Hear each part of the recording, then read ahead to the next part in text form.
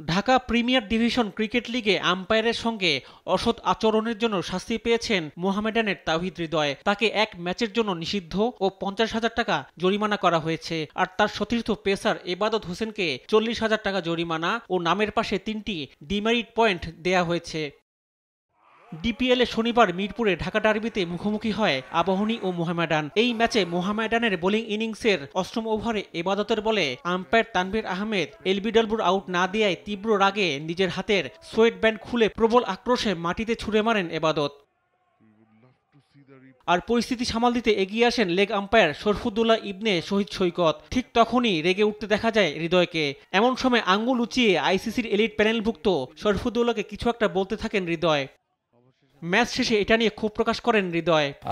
ঘটনা হ্যাঁ যেটা হয়েছে মানে টোটালি সব কিছু এক্সপ্লেন করতে পারবো না, কিন্তু হিট অফ দ্য মোমেন্ট অনেক কিছুই হয়।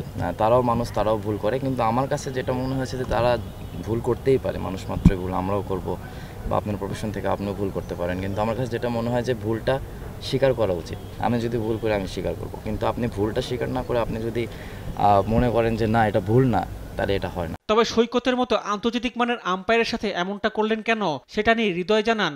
সে অবশ্যই, তাকে আমরা রেসপেক্ট করি, সে ইন্টারন্যাশনাল আম্পায়ার, আমরাও ইন্টারন্যাশনাল প্লেয়ার। তো এখানে যারা ছিল আজকে ম্যাক্সিমাম ইন্টারন্যাশনাল প্লেয়াররাই খেলছে। তো এরকম বড় ম্যাচে একটা দুইটা ভুল ডিসিশন অনেক কিছু বড় একটা ব্যবধান তৈরি করে দিতে পারে। তো এটা নিয়ে কি হয়েছে এটা নিয়ে বলবো না, কিন্তু হ্যাঁ যদি হিতে অন্যদিকে যায় তাহলে অবশ্যই এটা নিয়ে মুখ খুলবো, ইনশাল্লাহ আমি বলবো। এ সময় হৃদয় আম্পায়ারদের নিয়েও সমালোচনা করেন। ডোমেস্টিকে তো এর থেকে আরও বাজে হতো আগে, এখন তো সেটাও হয় না। ডে বাই ডে তো আমরাও প্লেয়াররাও অনেক তাদের রেসপেক্ট করি। আমাদের শুধু আমাদের প্লেয়ারদের উপরে দোষ দিলে হবে না। আপনারা দেখেন আমাদের আম্পায়ারিং, তারাও তাদেরও ডিপার্টমেন্ট থেকে দেখেন, তারাও যে খুব ভালো, মানে একজন দুইজন ছাড়া তারাও যে খুব ভালো করে এরকম না।